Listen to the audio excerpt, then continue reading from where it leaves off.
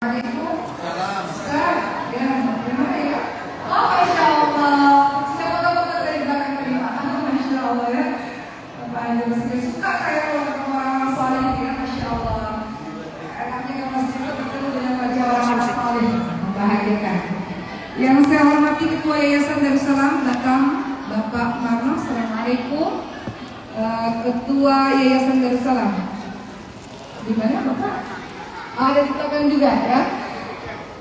Dan seluruh jemaah, Bapak dan Ibu, terkhusus para ibu-ibu yang ada di sini, Bapak yang ada di luar yang mohon izin, yang ada di luar harus mengalah dulu dengan para rumahan, dengan para ibu-ibu. Sekarang waktunya para ibu-ibu apa ya Pak? Mohon izin melipir sedikit ya baik. Dan yang saya cintai, Masya Allah, seluruh ibu-ibu, teman-teman, pada malam hari ini sehat ibu semua? Ini sudah jam 9 malam, ngantuk tidak? Masya Allah. Alhamdulillahirrabbilalamin, Bapak dan Ibu. Karena masih banyak yang ngobrol sana-sini, boleh kita baca Al-Fatihah sama-sama ya? Supaya lebih khusyuk, lebih tenang, sehingga kita bisa sama-sama mendengarkan ayat-ayat Allah dengan lebih suasana yang kondusif. Boleh adik-adik juga ikut anak di atas, kita baca Al-Fatihah sama-sama supaya suasana menjadi lebih tenang, boleh? Bareng-bareng ya Bu, adik-adik semua ya. A'udzu billahi minasy syaithanir rajim. Bismillahirrahmanirrahim. Alhamdulillahi rabbil alamin. Ar-rahmanir rahim. Maliki yaumiddin. Iyyaka na'budu wa iyyaka nasta'in. Ihdinas siratal mustaqim. Siratal ladzina an'amta 'alaihim ghairil maghdubi 'alaihim waladdallin. Amin. Ya Allah, bersihkanlah hati-hati kami ya Allah, luruskanlah niat kami ya Allah, mudahkanlah kami ya Allah menerima ilmu ya Allah, dan mudahkan kami mengamalkan apa yang telah kami tahu ya Allah. Amin, amin ya rabbal alamin. Ibu-ibu semua cerita sedikit boleh? Ini lagi live juga di Instagram ya. Cerita sedikit sebelum materi. Masya Allah, di sini juga ada bapak guru saya nih. Tadi ketemu juga. Oh, assalamualaikum Pak. Tadi ketemu di depan, sekarang ada di sini beliau ngajarin saya waktu saya kelas 4 SD sampai kelas 5 SD Pak. Ini seluruh di SD Kartini pada saat itu di Stupang. Masya Allah, setelah belasan tahun, puluhan tahun mungkin ya, akhirnya ketemu lagi. Masih awet muda Pak, Masya Allah. Ini anak didiknya dulu nih, yang kecil-kecil nih, Masya Allah. Mohon izin nanti di atas ya Pak ya. Kalau di bawah nggak kelihatan Pak. Jadi mohon izin di atas. Izin cerita boleh ya Bu? Masya Allah, saya bahagia sekali saya karena Allah izinkan untuk pulang kampung. 16 tahun saya di Batam Ibu sekalian. Ada yang lebih lama daripada saya kayaknya ya, banyak di sini ya. Saya lahir di Batam. Dulu tinggal di Sungai Harapan, lalu kami pindah ke Tiban 1 sampai usia 16 tahun. SD di Kartini, SMP di SMP 3 Batam, SMA di SMA 1 Batam, Semansa. Kemudian naik kelas 2 pindah ke Jakarta. Jadi setengah hidup saya di Batam, setengah hidup saya di Jakarta. Ketika saya pulang ke Batam, dari tadi pagi itu banyak terharunya, karena setiap sudut kota memiliki kenangan tersendiri. Setiap sudut kota punya cerita tersendiri yang membuat saya tidak akan pernah bisa melupakan kota tercinta saya. Mohon izin cerita Bapak dan Ibu, kami sekeluarga dulu tinggal di Tiban, dan kemudian Allah takdirkan kami semuanya bertugas di Jakarta, sehingga rumah papa yang ada di Tiban 1 kami jadikan rumah Al-Quran. Insya Allah, semoga Allah mudahkan. Ingin sekali rasanya terus memberikan pendidikan Al-Quran full beasiswa untuk anak-anak yatim piatu mualaf duafa yang berprestasi untuk bisa menghafalkan keseluruhan isi Al-Quran dan kemudian mempelajari agama lebih dalam. Dan kami atau saya ingin bersama dengan teman-teman berkontribusi sebagai anak daerah ingin berkontribusi dalam bidang pendidikan, khususnya pendidikan Al-Quran untuk warga Batam, khususnya Kepri dan insya Allah tempat-tempat yang lainnya. Jadi kehadiran saya kemarin pun sebenarnya tidak sendirian teman-teman sekalian, karena saya bersama dengan para penghafal Quran, sebagian anak-anak Kepri juga ya, yang telah selesai hafalannya di tempat kami. Jadi kalau bapak dan ibu punya rekan, sahabat, teman, anak-anak saudara yang sekiranya mereka yatim, duafa, tapi berprestasi, boleh didaftarkan di tempat kami full beasiswa insya Allah, sebagai bentuk kontribusi kepada Batam tercinta ini. Baik, ibu-ibu sekalian, hari ini tema kita adalah apa Bu?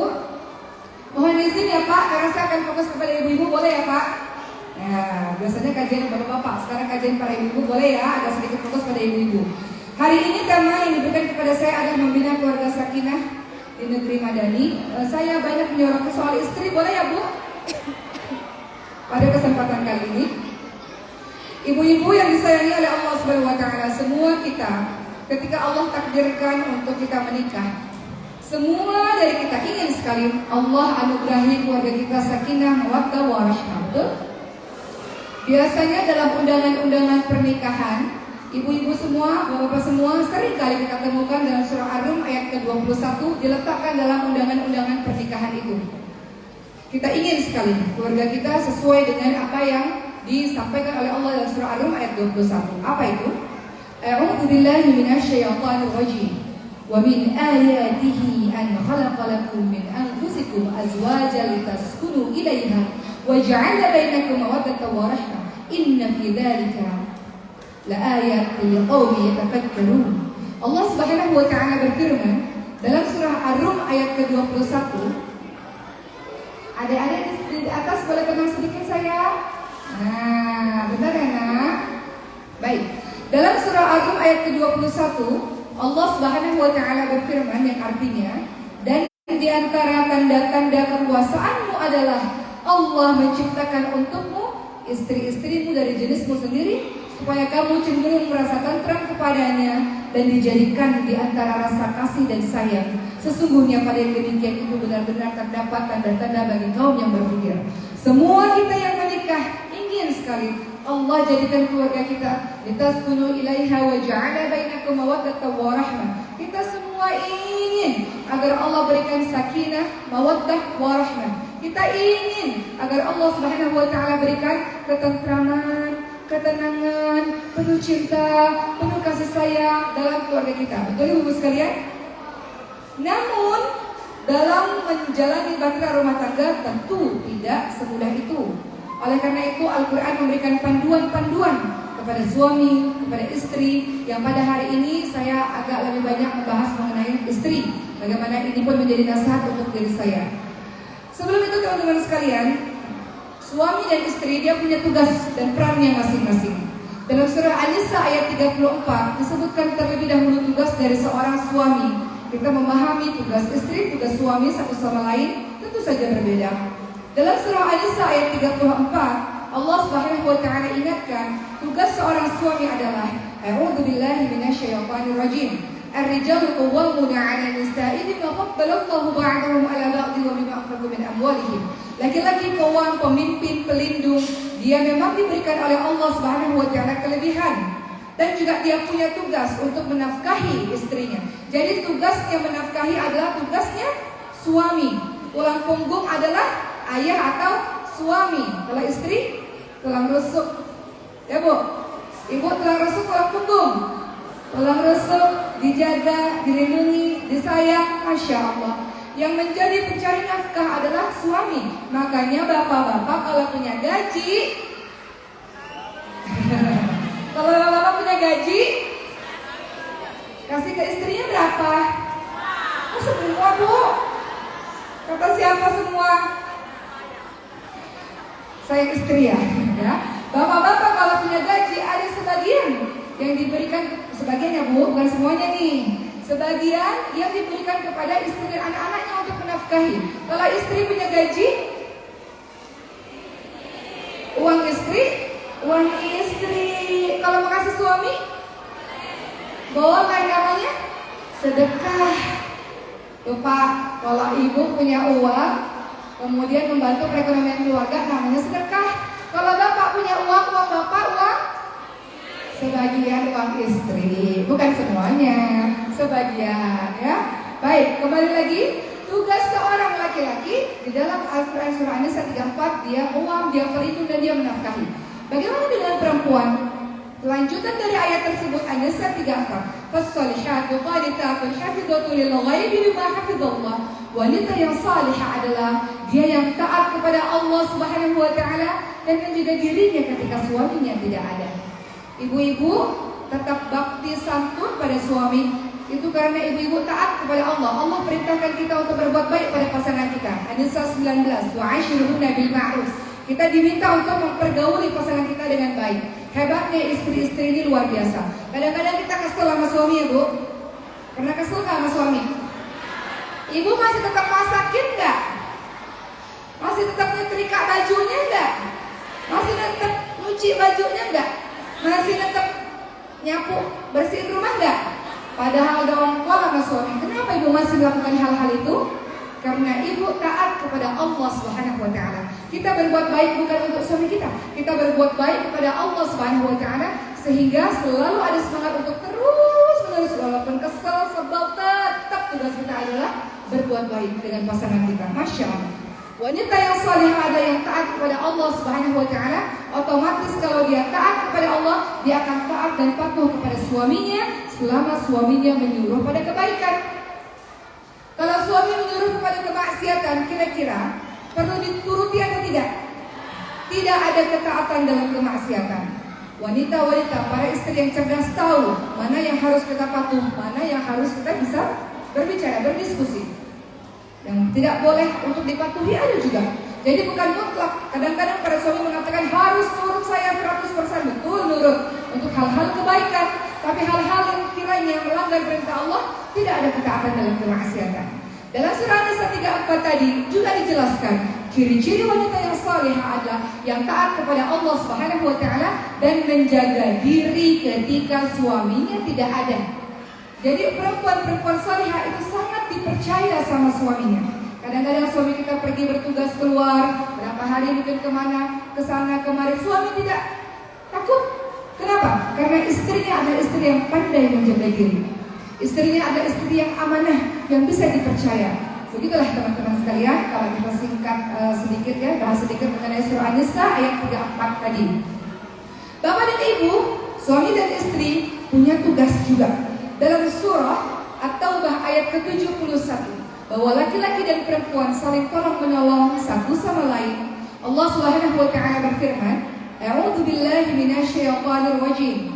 Wal mu'minuna wal mu'minatu ba'duhum awliya'u ba'd.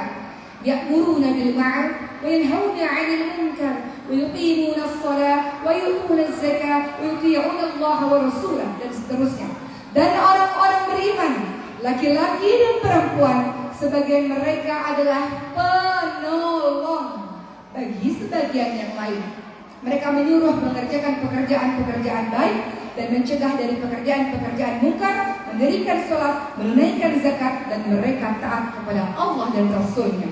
Maka suami dan istri harus saling tolong-menolong untuk perkara-perkara kebaikan. Ada laki-laki yang hebat, pasti ada perempuan yang hebat di sisinya, betul? Coba lihat, ada Nabi Muhammad SAW, ada Siti Khadijah yang hebat di sampingnya, betul? Bapak-bapak yang hebat-hebat, Masya Allah, pasti ada istri jangan istri-istri ya, istri yang hebat di sampingnya ya. Istri yang hebat di sampingnya, Masya Allah ya, teman-teman sekalian. Jadi Masya Allah, kita ini ibu sekalian adalah kontributor, salah satu kontributor terbesar atas suksesnya seorang suami. Seperti Bunda Siti Khadijah radhiyallahu anha. Kenapa Rasulullah SAW terus bersemangat mendakwahkan Islam? Karena ada diri seorang yang bernama Siti Khadijah yang mendampingi Rasulullah. Rasulullah bersama dengan Siti Khadijah monogami selama 25 tahun, ibu sekalian. Kemudian Siti Khadijah meninggal dunia, barulah Rasulullah SAW menikah dengan yang lain. Namun tidak ada yang bisa menggantikan posisi Siti Khadijah di hati Rasulullah SAW. Terbukti ketika Rasulullah bersama dengan Siti Aisyah radhiyallahu anha suatu hari, lalu ada yang mengetuk-ngetuk pintu, dan ternyata itu adalah saudara-saudara dan sahabat-sahabat dari Siti Khadijah radhiyallahu anha. Dan Rasulullah berbuat sangat baik dalam melayani saudara-saudara Siti Khadijah, sampai-sampai Siti Aisyah radhiyallahu anha cemburu. Siti Aisyah mengatakan, kenapa engkau masih mengingat-ingat wanita yang sudah meninggal dunia tersebut, sementara engkau sudah digantikan dengan yang lebih baik? Maksudnya adalah Siti Aisyah radhiyallahu anha. Maka Rasulullah SAW pun menjawab, tidak ada yang bisa menggantikan Siti Khadijah di hatiku. Dialah yang pertama kali percaya beriman kepadaku di saat tidak ada orang lain percaya kepadaku. Dialah yang memberikan hartanya untuk dakwah ini di saat tidak ada lain orang-orang yang memberikan hartanya untuk perkembangan dakwah ini. Maka tidak ada yang bisa menggantikan seorang Khadijah di hati Rasulullah SAW. Ketika mendengar hal tersebut, Siti Aisyah radhiyallahu anha terdiam, ibu-ibu sekalian, dan mulai menyadari bahwa Siti Khadijah melakukan sebuah hal yang sangat luar biasa seumur hidupnya bersama dengan Rasulullah SAW, dan tiada seorang pun yang mampu menggantikan posisi Siti Khadijah radhiyallahu anha di hati Rasulullah SAW. Allah Subhanahu wa taala menganugerahkan cinta yang begitu dalam di hatinya Rasulullah kepada Siti Khadijah. Kenapa? Siti Khadijah teruji kesetiaannya. Siti Khadijah mendampingi dalam keadaan suka dan duka. Siti Khadijah mendampingi dalam keadaan Rasulullah bersama dengan sahabat maupun ketika Rasulullah diisolir umat Islam pada saat itu. Siti Khadijah, Masya Allah, di akhir hidupnya, teman-teman sekalian, betul-betul bersama dengan Nabi Muhammad SAW. Padahal beliau orang yang kaya raya, beliau memilih tetap terus setia berada di sisi suaminya, Masya Allah. Sehingga wajar ketika beliau meninggal dunia, Rasulullah menganggap bahwa itu adalah tahun kesedihan untuk Rasulullah. Biasanya Rasulullah lelah berdakwah di luar, pulang ke rumah ada sang penyejuk hati Siti Khadijah. Tapi ketika Allah Subhanahu wa taala memanggil Siti Khadijah, maka apa jadinya Rasulullah SAW sangat bersedih. Sampai akhirnya cerita itu dilanjutkan dengan Allah beri hadiah kepada Rasulullah, yaitu dengan peristiwa Isra Mi'raj, yang kemudian ada peristiwa perintah sholat. Ketika Siti Khadijah masih hidup, malaikat Jibril menyampaikan kepada Rasulullah, ya Rasulullah, sampaikanlah kepada Khadijah bahwa dia mendapatkan salam dari Allah dan dari malaikat Jibril. Katakan kepadanya bahwa Khadijah mendapatkan rumah di surga yang tidak ada kebisingan, tidak ada kepedihan lagi, tidak ada kesusahan lagi. Itu hadiah bagi seorang istri yang salihah, yang menyerahkan hidupnya, hartanya, tenaganya, pikirannya untuk membantu bersama-sama di jalan kebaikan. Maka kita bukan Siti Khadijah, tapi kita bisa meniru apa yang dilakukan oleh Siti Khadijah. Ibu-ibu ingin agar ibu-ibu semuanya ada di hati para suami, lakukan apa yang dilakukan oleh Siti Khadijah. Tidak mudah, tapi Rasulullah setelah itu menikah dengan yang lain, tidak pernah tergantikan Siti Khadijah di hati Rasulullah SAW. Ibu-ibu, hari ini saya ingin sekali menceritakan bagaimana istri-istri Rasulullah SAW dalam membina rumah tangga.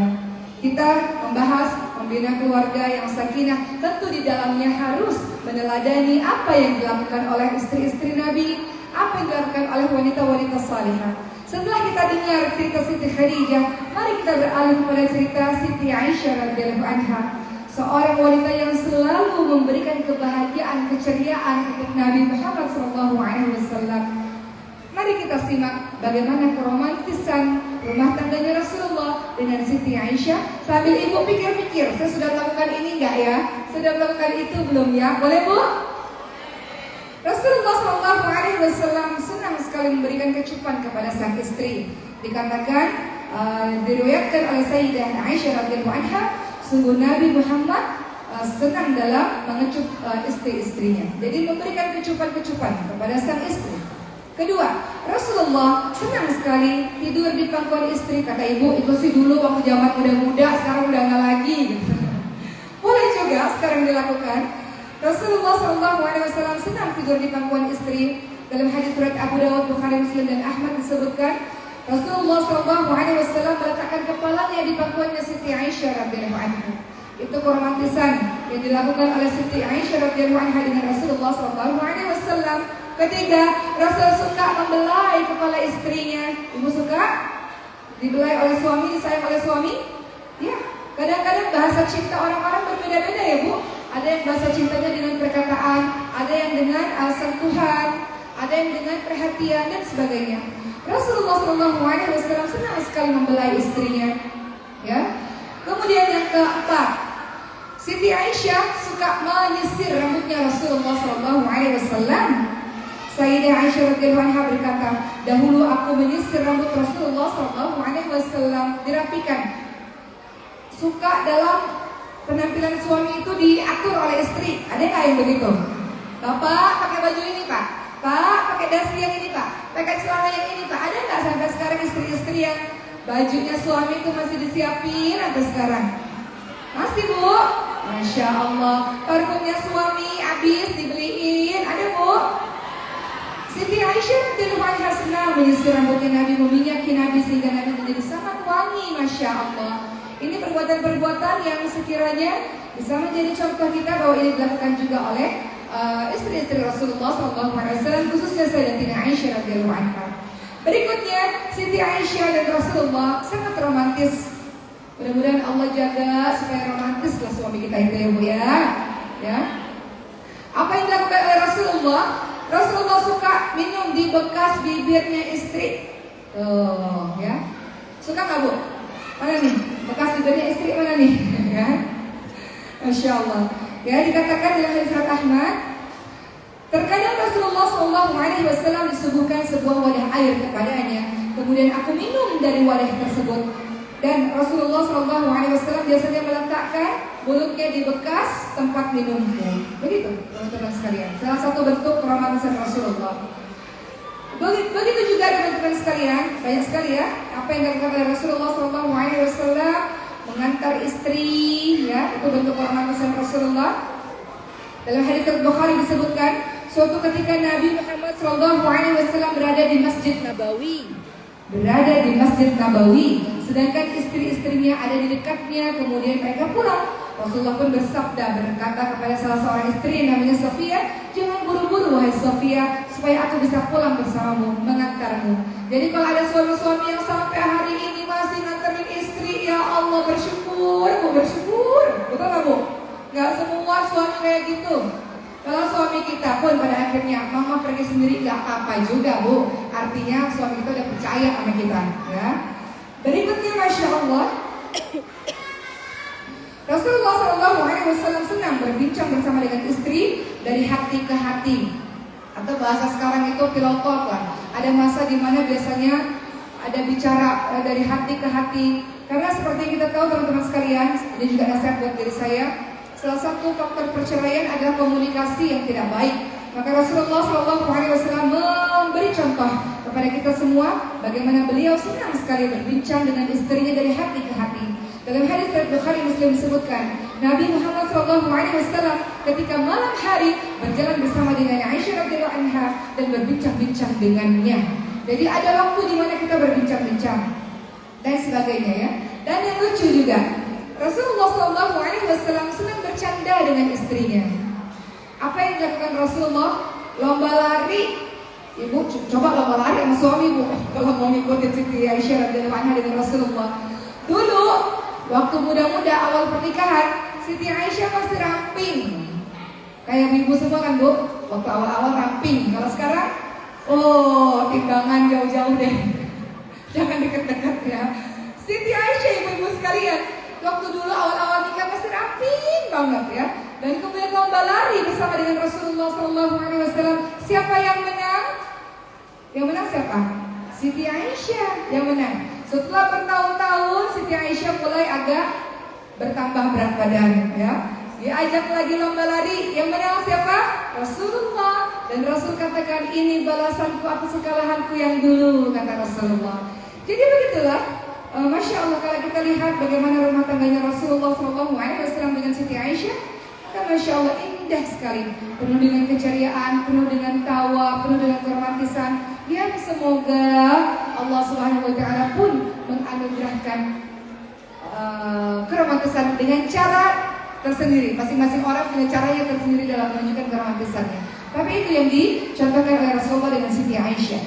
Baik, beralih dengan yang lain.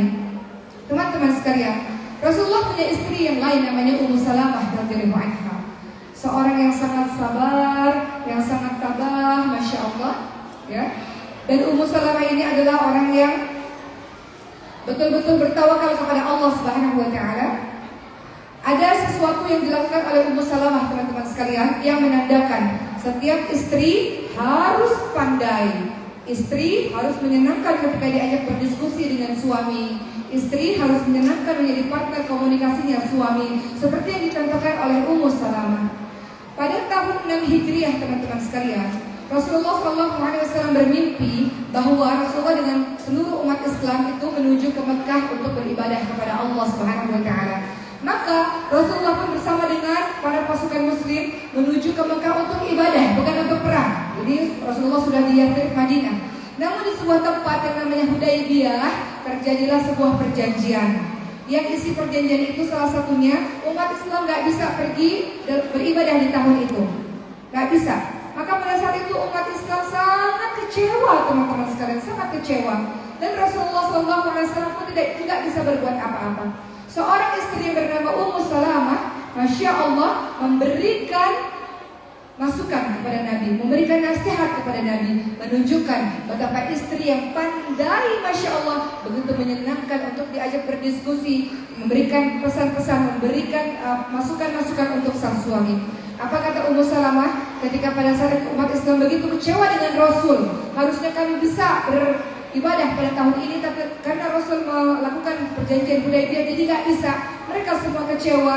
Maka Ummu Salamah pun menasihatkan Rasulullah, memberikan masukan kepada Rasulullah. Ya Rasul, tidak perlu engkau berkata apa-apa, cukup engkau menyembelih ya seekor hewan dan kemudian engkau menggunduli kepalamu, maka mereka akan mengikutinya.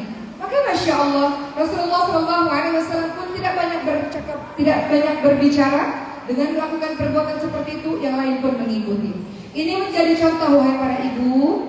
Mungkin sebagian besar dari kita biasanya para ayah, para suami yang banyak bekerja di luar sana, betul. Para perempuan dalam surah Al-Ahzab 33 biasanya lebih banyak di rumah.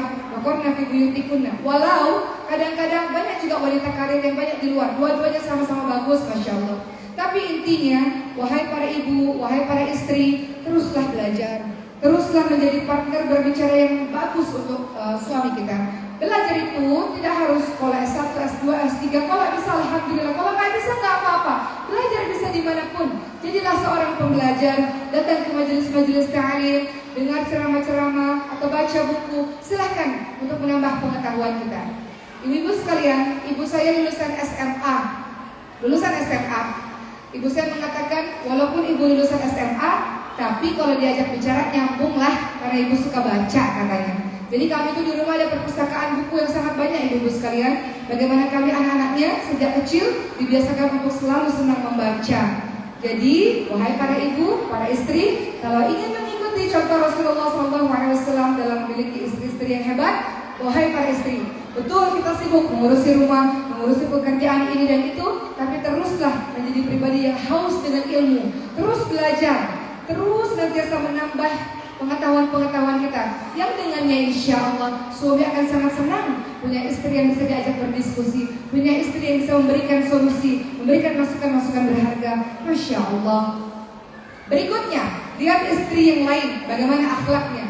Rasulullah SAW memiliki istri namanya Zainab binti Khuzaimah, yang kemudian digelari dengan nama Ummul Masakin, ibunya orang-orang miskin. Kenapa? Zainab binti Khuzaimah radhiyallahu anha, beliau itu memiliki pekerjaan menyamak kulit binatang. Kemudian beliau mendapatkan upah atau mendapatkan uang. Uang tersebut untuk sedekah. Ibu-ibu kalau punya uang dari hasil kerja sendiri, itu 100% uang punya ibu semua. Jadi kalau ibu mau sedekah silahkan, karena itu uangnya ibu, betul? Tapi kalau sedekah pakai uang suami, harus izin suami. Bila Bunda Zainab binti Khuzaimah radhiyallahu anha, beliau melakukan sesuatu mendapatkan upah dan kemudian pada akhirnya beliau banyak sedekah. Jadi uang yang didapatkan untuk sedekah sehingga digelari dengan nama Ummul Masakin, ibunya orang-orang miskin.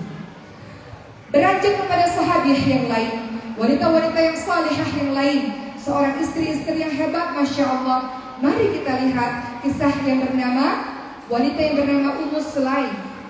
Ummu Sulaim punya suami namanya Abu Talha. Abu Talha pada saat itu pergi dalam sebuah urusan. Dan kemudian Ummu Sulaim bersama dengan anaknya, sang anak jatuh sakit dan meninggal dunia. Ummu Sulaim mengatakan pada saudara-saudaranya, Ummu Sulaim mengatakan kepada para teman-temannya, ketika suami saya pulang, jangan berucap apapun. Nanti saya akan memberitahu tentang keadaan anak ini. Maka Abu Talha pulang dari peperangannya, kemudian pulang dalam keadaan sangat lelah setelah berbulan-bulan tidak pulang ke rumah.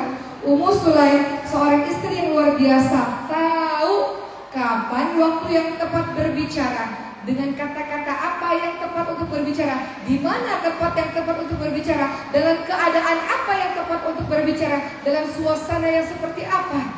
Beliau tahu suaminya lelah, beliau tahu suaminya sedang susah, tidak mungkin bicara di malam hari itu.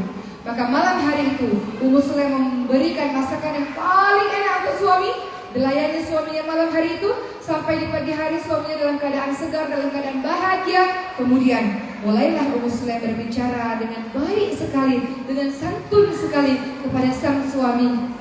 Ummu Sulaim mengatakan, wahai suamiku, bagaimana pendapatmu kalau ada kita meminjam sesuatu dan kemudian sang pemiliknya meminta kembali, apakah boleh dikembalikan? Tentu saja, sang pemilik berhak untuk mengambil kapanpun. Maka itulah yang terjadi kepada anak kita, wahai suamiku. Anak kita milik Allah dan sudah kembali kepada Allah Subhanahu wa Ta'ala. Dalam keadaan suami tenang, dalam keadaan suasana hati yang enak, keadaan yang tenang, semuanya setelah semalaman diberikan kebahagiaan, maka keluarlah kata-kata itu. Hal ini diadukan kepada Rasulullah SAW dan Rasul memuji apa yang dilakukan oleh Ummu Sulaim. Seorang istri yang cerdas, Masya Allah. Dia tahu kapan dia harus bicara, dia tahu kapan dia harus diam, dia tahu dalam memilah-milih kata-kata, dia pandai dalam melihat suasana hati suami, dia tahu bagaimana dia, di mana tepatnya dia berbicara. Masya Allah. Kadang-kadang ini tidak mudah dan tidak semua istri memilikinya. Kadang-kadang ada kita-kita yang kemudian reaktif, ada apa-apa cepat. Suami lagi meeting, suami lagi kerja, SMS panjang-panjang. Nah, kadang-kadang begitu. Ya. Padahal kalau kita lihat bagaimana Ummu Sulaim mengajarkan kepada kita, ada waktu yang tepat, ada tempat yang tepat, ada pemilihan kata yang tepat untuk berbicara dengan suami.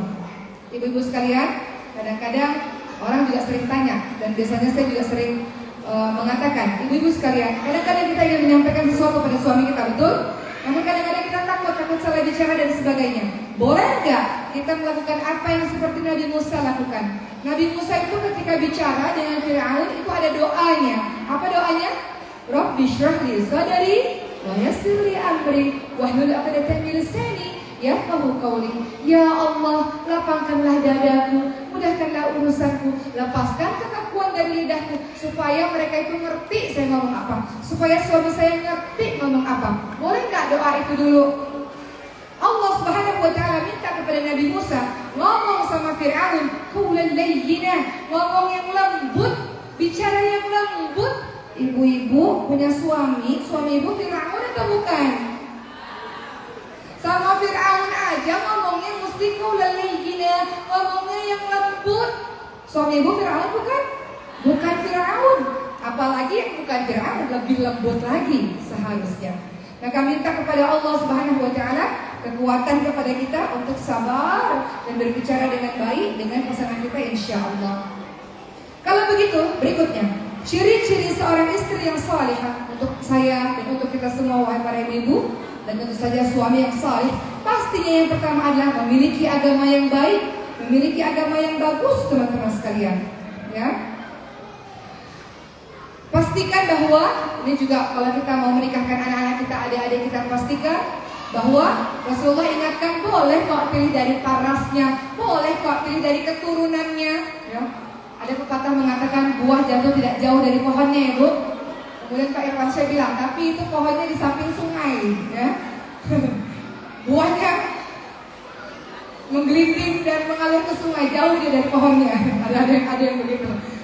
kembali lagi. Rasulullah ingatkan, boleh kok lihat dari parasnya, lihat dari keturunannya, lihat dari hartanya. Namun yang terbaik lihat dari agamanya.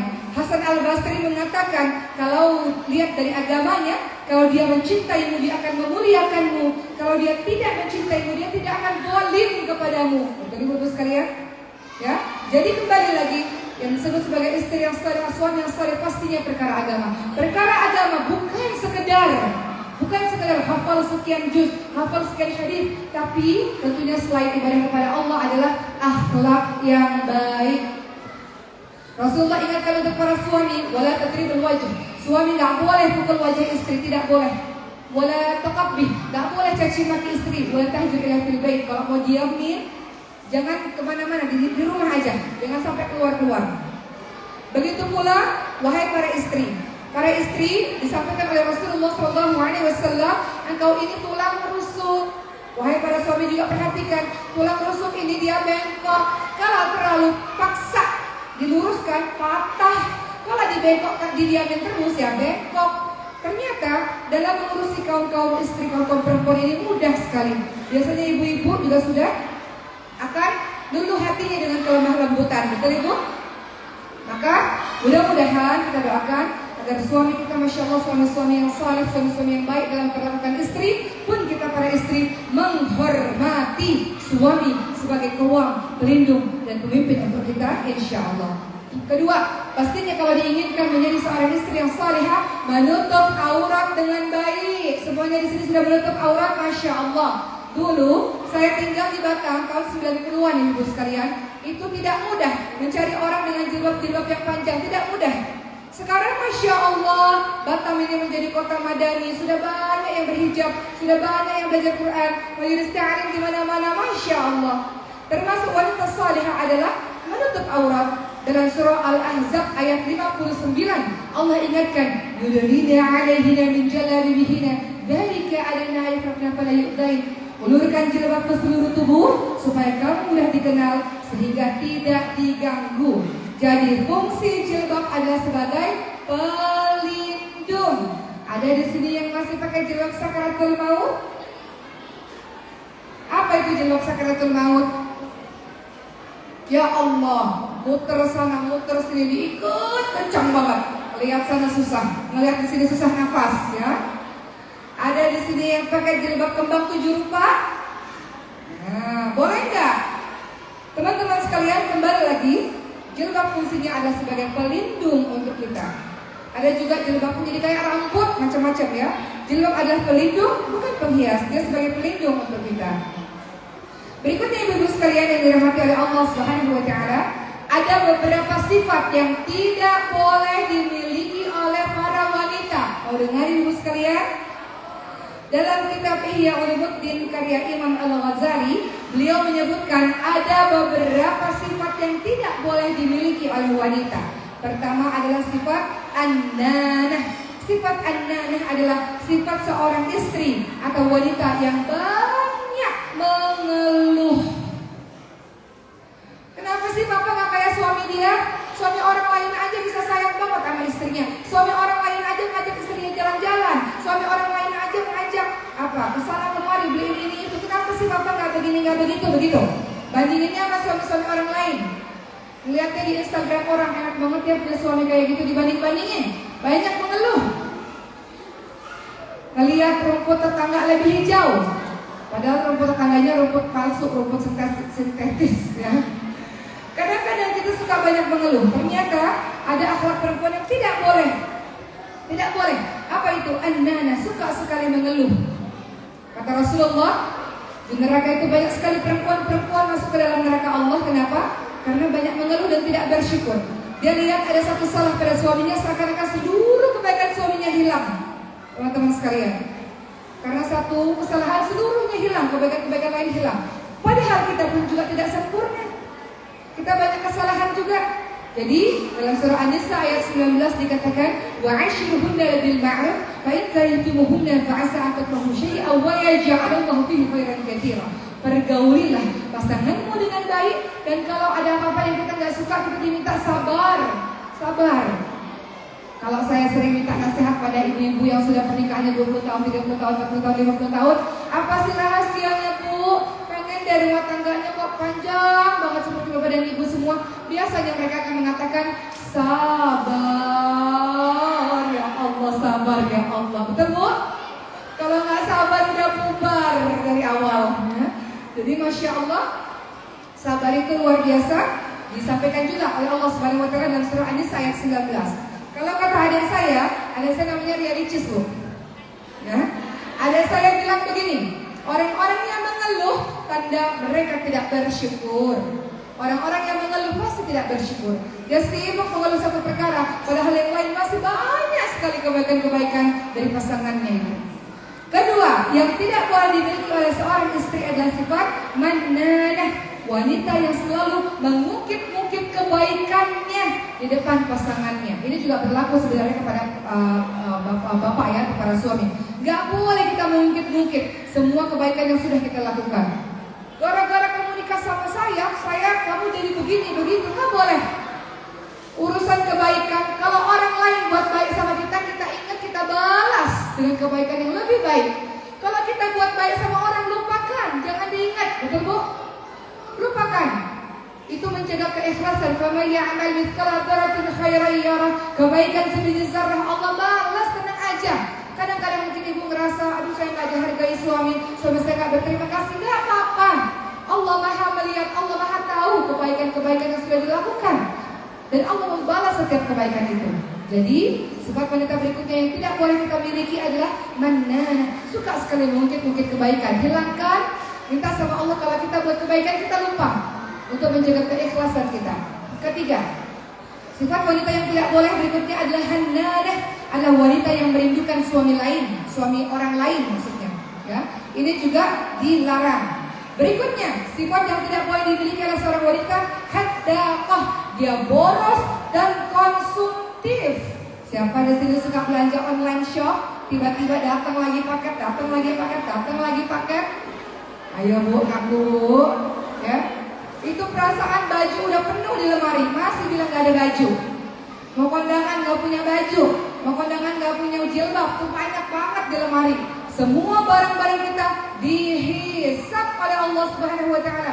Jadi hati-hati bagi mereka yang suka menumpuk barang, pada orang lain gak punya baju, orang lain kekurangan ini, kekurangan itu. Kita tumpuk semuanya akan dimintai pertanggungjawabannya. Maka sifat wanita yang juga tidak boleh, yang harus kita hindari ibu sekalian adalah sifat yang boros dan konsumtif.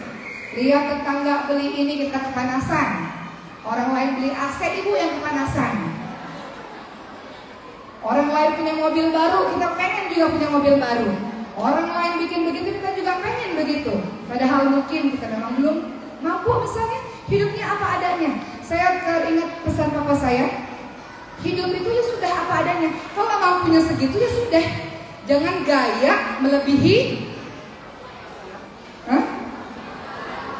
kemampuan. Kemampuannya segini, gayanya segitu. Cicilannya banyak deh, utang di mana-mana. Ya.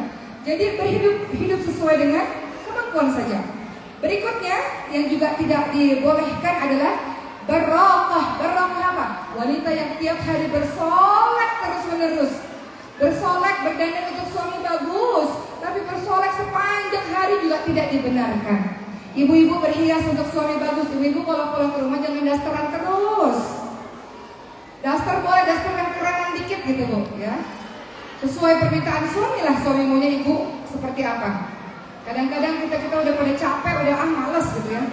Jangan teman-teman sekalian. Rasulullah ingatkan perempuan-perempuan yang salihah itu adalah menyenangkan bila dipandang. Suami bilang, "Ma, mandi apa pagi-pagi, Ma? Jangan sampai siang belum mandi-mandi gitu. Mandi Bu pagi, Bu mandi ya." Suami bangun udah wangi tuh kalau bisa tuh, Masya Allah ya. Butuh effort dan kerja keras. Saya punya tetangga Bu, umurnya 80 tahun. Tiap subuh, daripada subuh, udah wangi, harum, rapi, Masya Allah. 80 tahun Bu. Tiap hari istiqomah, buat cantik, Masya Allah untuk suaminya. Jadi berdandan boleh untuk suami kita, tapi tidak sepanjang hari, tidak terus menerus. Ya. Dan terakhir adalah yang juga tidak diperbolehkan sifat wanita yang Syaddaqah. Syaddaqah adalah wanita yang banyak bicaranya. Siapa di sini banyak bicara terus menerus? Kata Rasulullah SAW, "Man kana yu'minu billahi wal yawmil akhir, falyaqul khairan aw liyasmut." Barang siapa yang beriman kepada Allah dan hari akhir, hendaklah dia berkata-kata yang baik atau dia diam. Majelis itu gak hanya ada majelis ilmu, tapi ada majelis ghibah. Ibu tahu majelis ghibah? Tahu gak sih tetangga kita itu loh, tiba-tiba punya mobil baru. Dia bilang sama siapa-siapa yang kita nggak tahu deh pekerjaannya apa. Tiba-tiba ada rumah baru, ada mobil baru. Kenapa sih ibu yang pusing? Mungkin aja beliau punya pekerjaan lain-lain, ya. Ada orang yang kerjanya di rumah terus. Ada saya pun kerjanya di rumah terus, jadi YouTuber di rumah terus, syuting di rumah.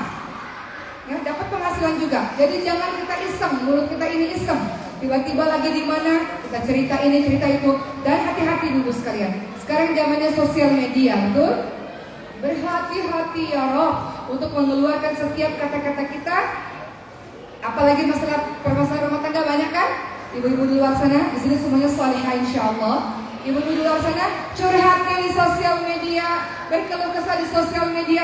Kira-kira bijak tidak ibu sekalian? Nggak boleh, tidak boleh.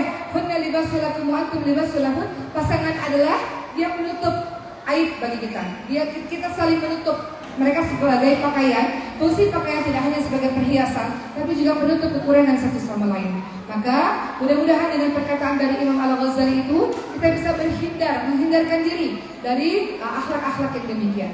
Mudah-mudahan ibu sekalian kita contoh bagaimana Rasulullah SAW memiliki seorang Siti Khadijah, Siti Aisyah, kemudian ada Ummu Salamah, ada Zainab binti Khuzaimah dan yang lain-lainnya banyak sekali.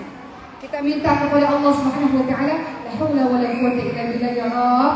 Jadikanlah ya Allah dengan pertolongan darimu ya Allah. Mudah-mudahan ini juga nasihat buat saya Bu. Mudah-mudahan ya Allah kita bisa menjalankan tugas kita dengan sebaik-baiknya dan jadikanlah ya Rabb suami kami suami-suami teladan ya Allah. Di satu sisi kita minta sama Allah ya Allah, jadikanlah kami ibu-ibu yang hebat, ibu-ibu yang baik, ibu-ibu yang membimbing anak-anak kami dengan sepenuh hati. Bisa Bu? Anak-anak ini gak selamanya sama kita, betul Bu? Dari istri saya beralih ke ibu, secara singkat saja.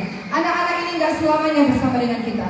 Kelak mereka SMP, SMA, mungkin masuk pesantren, kuliah sudah pergi meninggalkan kita. Kita sebentar waktu bersama dengan mereka. Di saat Allah Subhanahu wa taala masih mengizinkan mereka bersama dengan kita, banyak peluk, banyak cium, banyak mengobrol dengannya, banyak memberikan kasih sayang kepadanya. Kata Rasul, bagi siapapun orang tua yang tidak pernah cium anak-anaknya, man la yarham la yurham. Barang siapa yang tidak menyayangi, tidak akan disayangi. Peluk anak-anakmu, cium anak-anakmu, katakan kita sayang dan bangga kepadanya. Katakan dia calon orang besar, dia pejuang agama Allah Subhanahu wa taala. Kita tanamkan pendidikan agama yang kokoh sejak dini kepadanya. Kelak dia sudah kemana-mana, dia ingat masa kecilnya. Ibu saya suka ajak saya ke masjid, ayah saya suka ajak saya ke masjid. Ibu dan ayah ajarkan kami Al-Quran, sehingga dia nanti kalau sudah besar, profesinya macam-macam, dia rindu masjid, dia rindu terus-menerus bersama dengan orang-orang yang saleh. Kenapa? Karena sudah ditanamkan sejak awal secara ketat oleh orang tuanya. Anak-anak kita boleh jadi apapun. Dia boleh jadi dokter, pejabat, artis, atlet, apapun, selama dia menjadi seorang hamba Allah yang saleh. Sepakat ibu sekalian? Baik. Alhamdulillahirabbil alamin. Ibu semua,